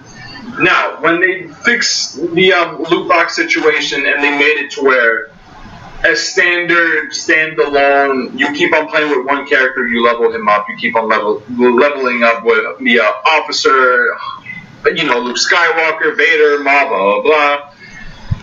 It was good, but the damage was already done, that so many people left the game. People left to Battlefield 5 to work on that they only left a little bit of developers to the game. Battlefront 2, it has glitches, and even till now, it has glitches that are very irritating and all that. But what I would say is, right now, the current Battlefront 2 is so much better compared to launch Battlefront 2 that if you have the game when it first came out and you play it now, there's a significant difference, and the game is actually enjoyable now that you can actually play. You play as General Grievous, Count, Anakin, Obi-Wan. They plan to come out with new heroes. They plan to come out with Ahsoka and the Asajj Ventress. Really? Ahsoka and Ventress? Yeah, they're planning to come out. Dude, I'm very tempted now. Yeah. And they plan to come out with more heroes and more troops. They came out with a new unit class, and overall, I think it's a good, not a great game. It's a very good, solid game. Okay. But they still have their issues. For example, Darth Maul not having a block. He's at an extreme disadvantage. Anakin, when he first came out, was the most powerful character in the entire game. He was fucking broken. And there's just other issues like that, and there's also a lot of glitches that happen in the game. So, you know, right now, if I had to rate it 1 through 10, when it first came out, it was like a 3. It was a 3. But now, 1 through 10, I would rank it an 8. I would rank it an 8. Wow, that's a big jump. Higher is because it has its glitches. Sometimes it gets really repetitive. And, you know, they took a lot of developers for this Battlefront 2 game that they can only do so much and release so much content because they are very limited. And, you know, us Star Wars fans have to understand that because EA doesn't understand that there was so much opportunity we could have with a Star Wars game, or having the Star Wars title, you owning it, well, not owning it, but you having the rights to make games to it. Why wouldn't you take advantage of that, you know? But that's my thoughts on it. Well, which leads to the next game that's coming out. I thought they were going to make a Battlefront 3, but no, apparently, as of right now, it doesn't seem like it. Right now, there's another game that's coming out, Jedi Fallen Order. And I don't know if you saw the trailer, Guy. I did. What did you think of it? And Gene, you can also pitch in your thoughts on it. The way I thought about it is that, yeah, I hope it's going to be a very good game. I felt like they chose a very good time plot to choose it after, you know, Order 66. I thought that was a really good, you know, way to implement. How can I say it? It was just it was a good point in time. That's all I'm saying. From the looks of it, from the trailer, I hope that it's a really good single player game. And me personally, I'm not a big single player person. I love to be competitive. I love multiplayer games. But it is a Star Wars game, and from the looks of it and what they have told us, it seems like it's going to be a good game. But since it is EA, there is a chance it might not be good. So I am a little bit nervous of that. But I'm not going to shit on it because I really hope it turns out to be a good game because I would love to put a lot of hours into it. But, you know, I can't really say anything until they give us more information. Gene, your thoughts on the Fallen Order trailer? I remember you and I talked about it, and you were basically gushing about it all day. Okay, so I'm pretty excited, Jedi. I love Star Wars. I love all of the Star Wars games, but it's got me pretty worried because it is EA. But it also has me pretty, I do have high hopes for the game because it is being developed by Respawn, and the previous games that Respawn has developed are Titanfall, which was a pretty good game. Not a really awesome game, but it was okay. But with Titanfall 2 and Apex Legends, I think that I do have high hopes for Jedi Fallen Order just because they have developed Titanfall 2 and Apex Legends, and it's pretty solid. Like, those two games are pretty solid games alone. Just with Apex Legends, I think that Jedi Fallen Order is going to be a pretty good game, and it's in really good hands, I believe, because if it is being published by EA, I don't think that any other developer could be just perfect other than BioWare with KOTOR. Okay. And Gene, since we finally did get Fallen Order, this is one of the 3 games of Disney's Star Wars games. But there were supposed to be other games that were supposed to come out, but they got canceled. And I believe you have a lot to say about it. Guy, if you have anything to say about the canceled games, by all means. I was so fucking angry when they canceled the Darth Maul game. That's all I'm saying. I didn't even know there was a Darth Maul game. There was a Darth Maul game. It was in post-production, I believe. Damn. Yeah, I was so excited because it was fucking Darth Maul. He's one of the first characters we saw have a double-bladed lightsaber. And even though now, like right now in this very present day, we know that double-bladed lightsabers aren't all of that, but when we first saw it in movies, all of us were like, holy shit, that's a thing, you know? That was the first, that was definitely a step up in build a game off of that. It's absolutely disappointing that it got canceled, because that game had so much potential. Okay. Gene? I think you could even customize Darth Maul and just, customize his lightsaber and his clothing, and it would have just been really cool. It would have been it sounded like it could have been Uncharted mixed with the new Spider-Man game. Uncharted? No, not Uncharted. I meant the new Spider-Man game, or at least how good the new single-player games have been last year. Okay, because not Uncharted. Uncharted is Star Wars 1313. That game had so much potential with story, and that was a game that I was excited for. They even released E3 gameplay, and they canceled it. We saw gameplay of it, and they canceled that fucking shit, and I almost killed myself.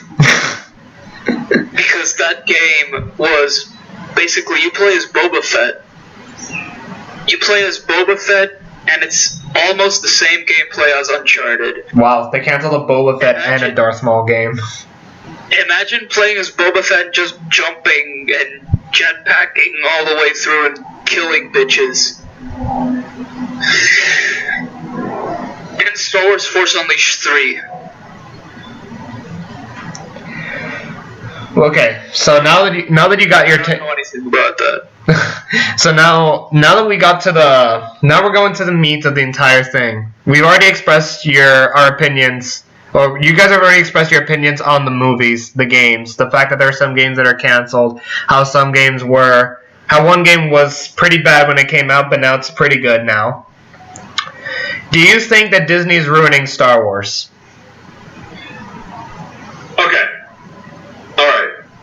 I don't think that they're ruining Star Wars, but they don't understand that they have a franchise that it means so much to people, emotionally, it means so much to people that they don't understand that they have diehard fans that even though it's going to be a shit movie, they're still going to love it because of Star Wars. And Disney doesn't realize that they have the power to absolutely destroy childhood memories.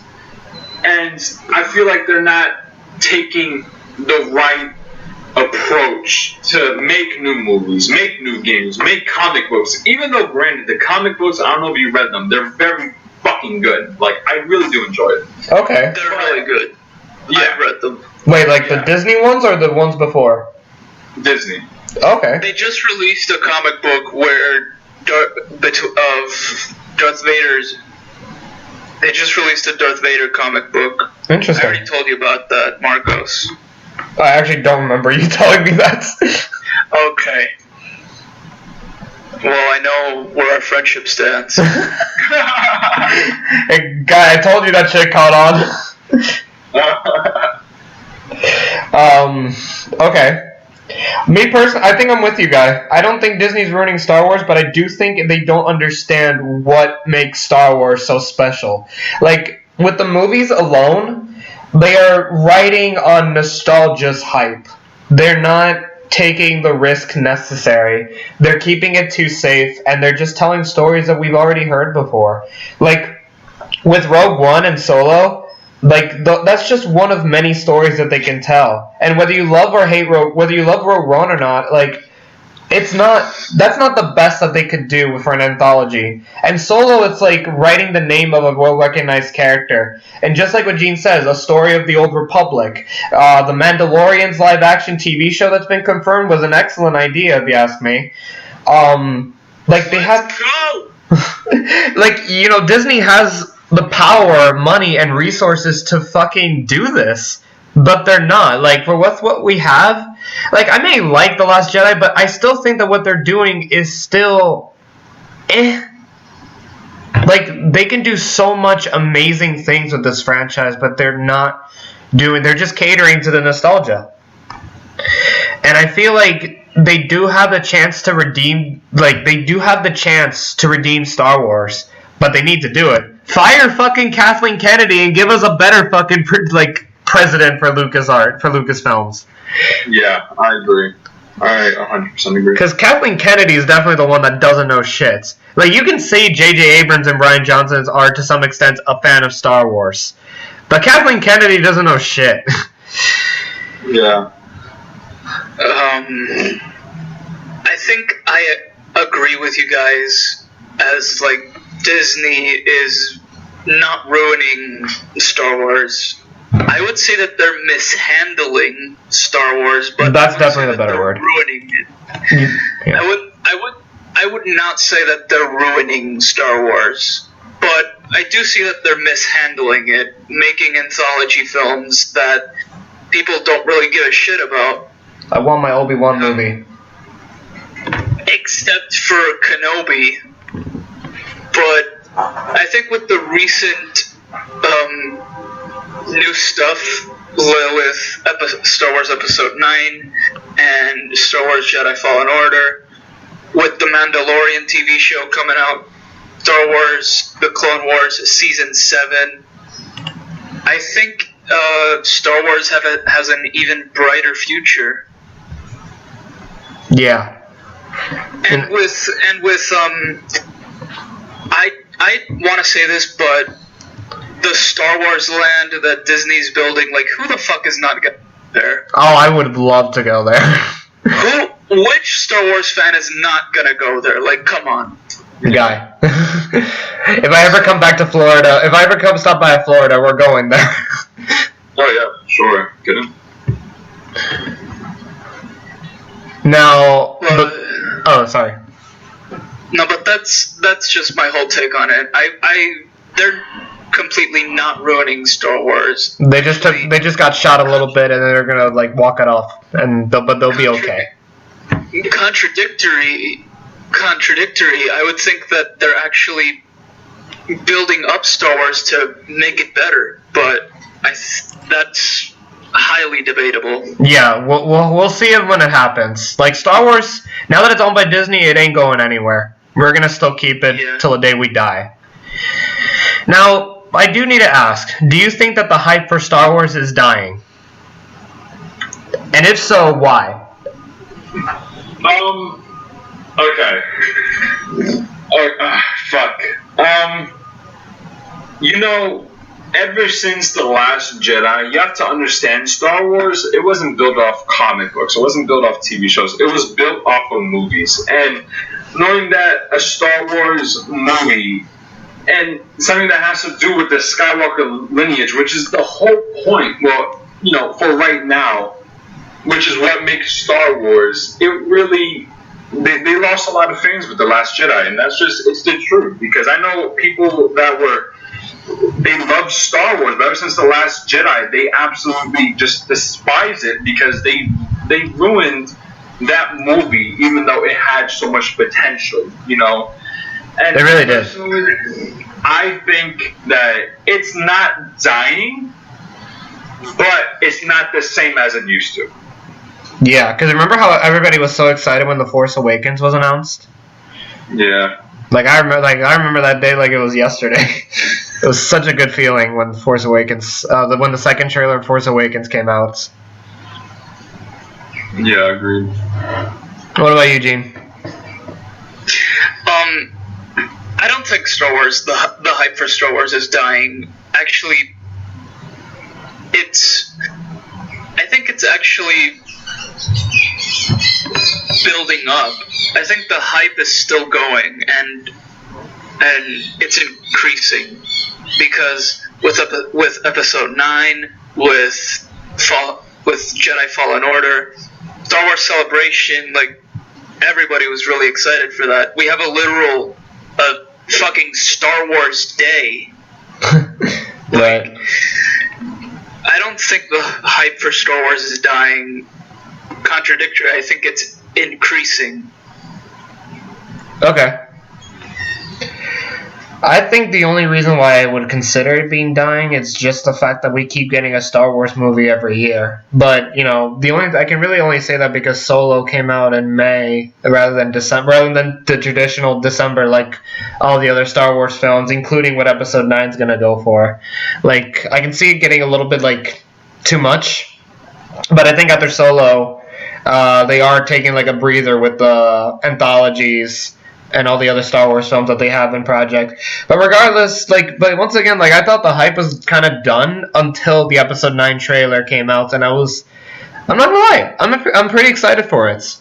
I'm nervous, but I'm excited. I do want to say this. I'm sorry to cut you off. No problem. But I do want to say that there has been a dump in quality recently. No, definitely. With Star Wars games and movies. Because whenever a Star Wars movie came out, it was literally the same as Marvel. Yeah. Like, it's always been like, oh my god, a Star Wars movie's coming out. Holy shit, a Marvel movie's coming out. Like, it's literally the same thing, but only that Star Wars quality has literally dumped. And Marvel has gotten better with Avengers, at least. When they're run by the same company. Yeah. No, but that one, I think we already talked about it, but I think it's because of the person that runs Lucasfilm. Kathleen Kennedy just doesn't understand Star Wars. Yeah, I agree. Yeah, I think Guy and I see eye to eye on Kathleen Kennedy. But yeah. Well, that's all we got for Star Wars. Any concluding statements you guys want to make? What I can say is that even though we did somewhat shit on some of the movies, you have to understand, between all of us here, we still enjoy Star Wars, and even though Star Wars is probably at its most low, we're still going to watch the movies because we're fans, and we love the franchise. And we're Star Wars fans, at least in my opinion, until the day I die, because I love Star Wars. But you know what? What I can say is Disney is going to learn from their mistakes, and I really do hope that they fix the problems that they made.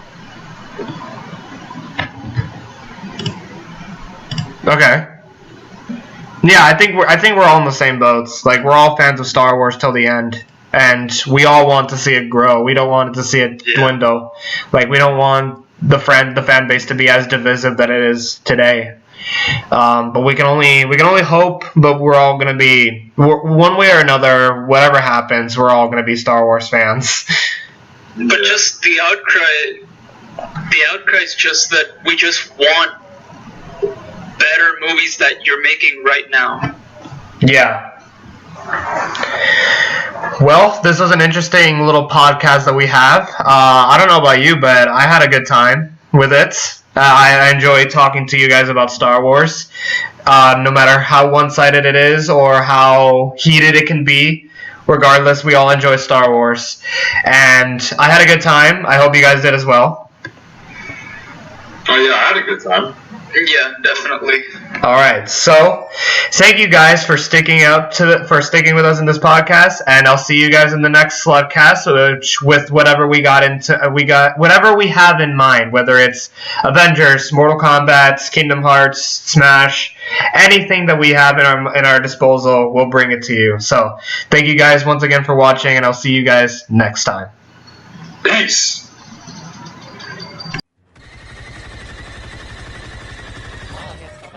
Stay there. Oh, did actually feel like it was close. Bitch.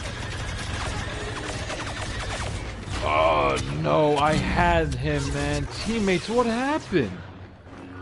I was gonna have that Chewbacca and then that fucking Ray intervened, man. I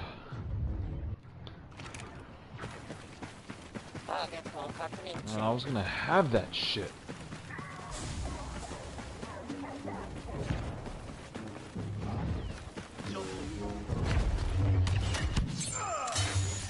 Helped you out because I was pretty sure that you weren't gonna be able to handle it yourself.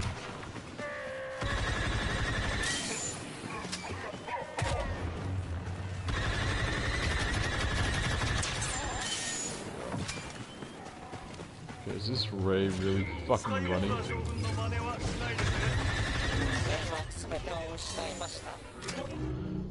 Ugh, and this is why you listen to what I say. The score says it by itself. I don't need to talk anymore.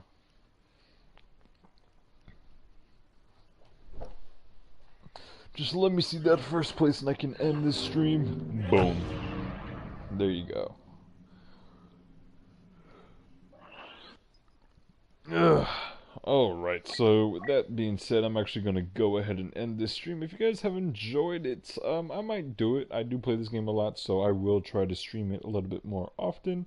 So yeah, with that being said, I'll talk to y'all later. Peace!